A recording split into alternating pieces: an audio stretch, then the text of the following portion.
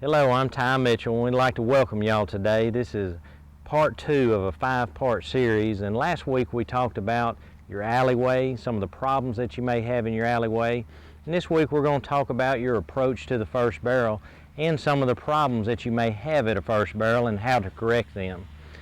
These next few minutes will be important. You know, a lot of times if you don't get a good first barrel, the rest of your pattern suffers. And Martha's always said that your first barrel is your money barrel. And it is real important. If you don't get a good one, it's hard to recover from. So we're just going to take a few minutes and explain some of the things that may help you in the practice pen and in competition. All right, now one of the first things you want to think about on your first barrel is your angle to it. And like we talked about last week, it doesn't matter if you start from a side alley or a center alley. Your angle where you end up at the first barrel is not going to change. And as a rule of thumb, your pocket area is what you want to line up with coming from your alleyway. I like to take a 10 to 12 foot pocket on this first barrel, and what I'll do, and you can do this on the ground to kind of help give you an idea of what a good angle is, but I'm going to go 10 to 12 foot, 3, 6, 9, and right in here is going to be where I want to head to. This would be my spot, and you can have about a 2 foot area. Some horses I go a little tighter, some horses I may give a little more room. As a rule of thumb, 10 to 12 foot beside this barrel, when you line up from your alleyway and head towards this point, that will give you a good angle. And that's the most important thing, is getting tapped off right on your approach to this first barrel. If you have to run out here and pick your horse up or try to move him over, you're going to have some resistance there, and plus it can distract or get your horse out of rhythm as they turn this first barrel.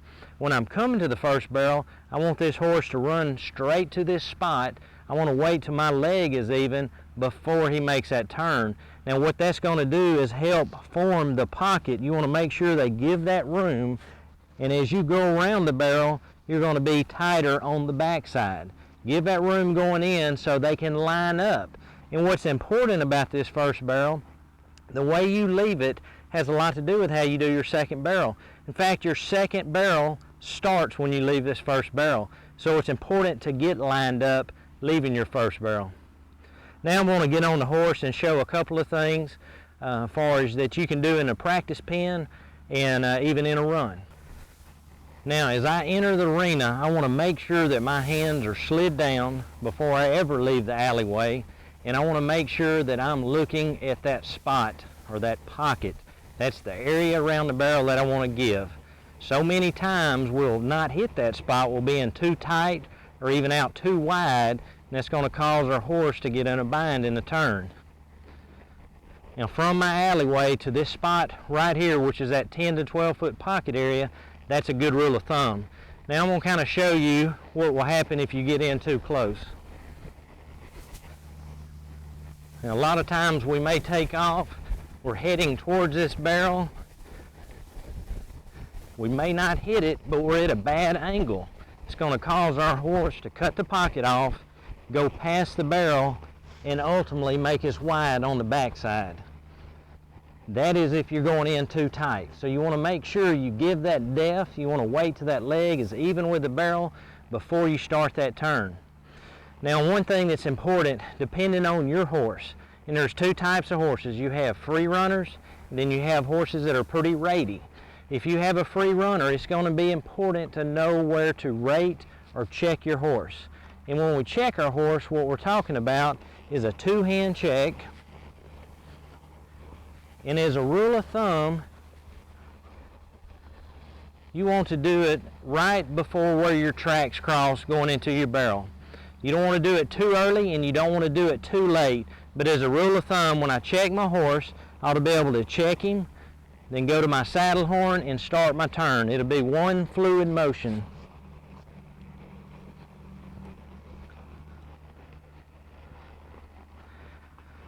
Now, if you have that horse that has been running deep or past this first barrel, an exercise that I like to do is just carrying them up here and doing some stop-offs. And I'm going to show you what I'm talking about.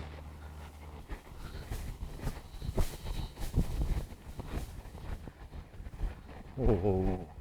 Bring them up here, stop them, back them up.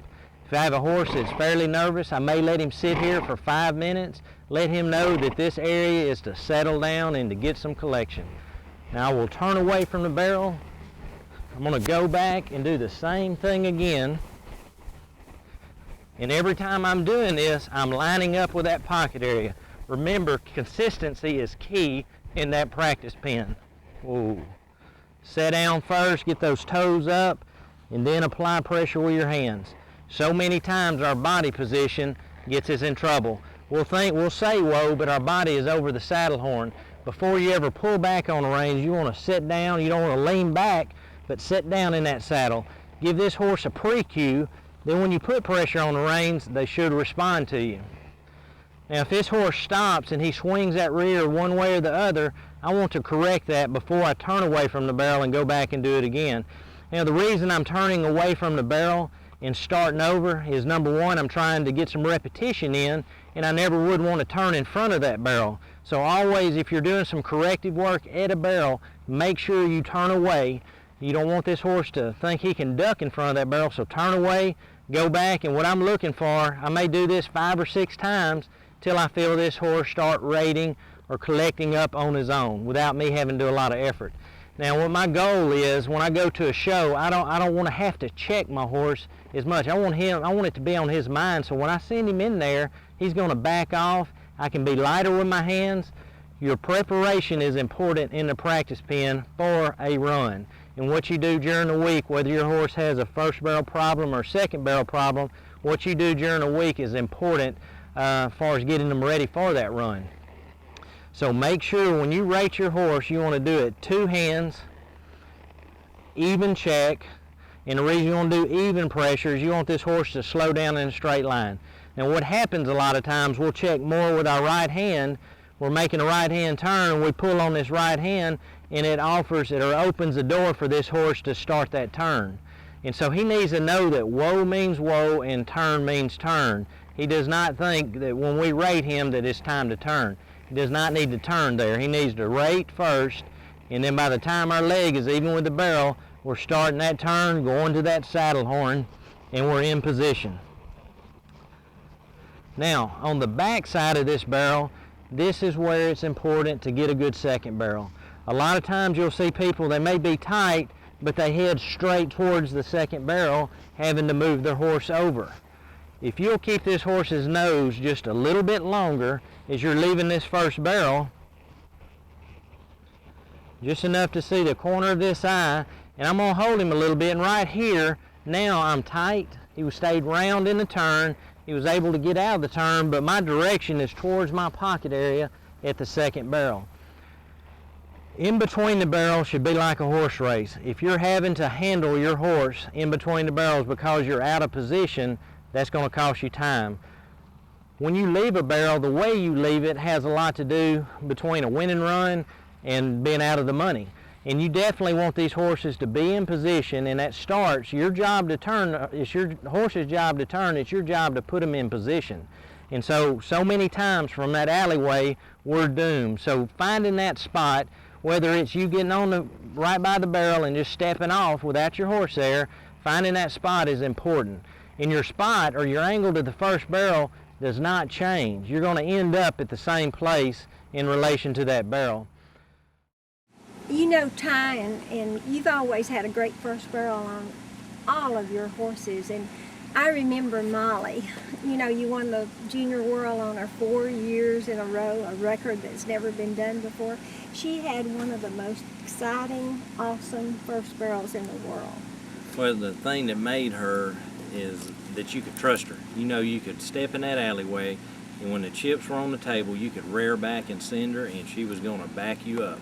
And there's nothing more fun than having that confidence and knowing that you have a horse that will go turn that first barrel, because there's plenty of them that don't. And it didn't matter how far off the barrel was off the fence, or if it was a big pin or a small pin, she would go turn that first barrel. And that gave me a lot of confidence, especially when you get into those tight situations in the finals. And you know, we call that first barrel the money barrel, and it is the money barrel. If you don't have a first barrel, you can't win any money. So, you know, take all of these things and work on them, and good luck on your great first barrel. Look forward to seeing you again. Yeah, and at our next clinic, we'd love to have you. And also, we're excited because around the end of September, we have a new bit line coming out. It's called the Josie Hunter bit line. And Nancy Hunter is a well-known barrel racer from Utah.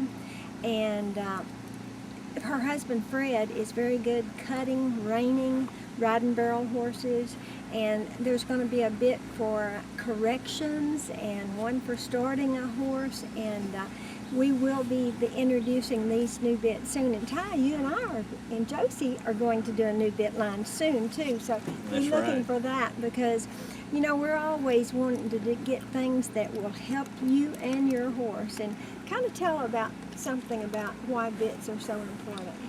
Well, bits are important, and you know, a lot of times people may not know what to practice in. And one of the most asked questions at the clinics are, do I ride in the same thing every day, or should I have a practice bit versus a competition bit? And as a rule of thumb, I like to have a competition bit, and in the practice pen, I want something that's probably a little lighter that may offer some bend, especially if I have a stiffer horse. And so having that practice bit is very important. You know, especially if you ride in a combination, a rope over the nose band. I personally don't want to ride in it every day. I feel like a horse can kind of get to be a little pushy on it. And so I may ride them in an O-ring snaffle or a draw bit or a little light gag getting off that nose. But I love this bit for competition runs. So it's important to get that balance that you need. And you know, if you're having problems getting your hands right, because my husband, R.E. Josie, says that barrel racing is simple because barrels are in 3 spots. They're not going to move like a calf. So he says it's a lot on the rider how to get that perfect barrel. So get your hands right, you know, get those hands right. I always say, this is wrong, I'm going to the first barrel. This is wrong, this is right, with your thumbs angled here, with your hands angled, because then you can get that pull that you need when you get there, and like Ty was talking about, the proper check. So hands are important. Take your bit in your house, hang the bit or your headstall on the back of a chair, and just work with your hands in the house. You know, the more you work, the better you're going to get.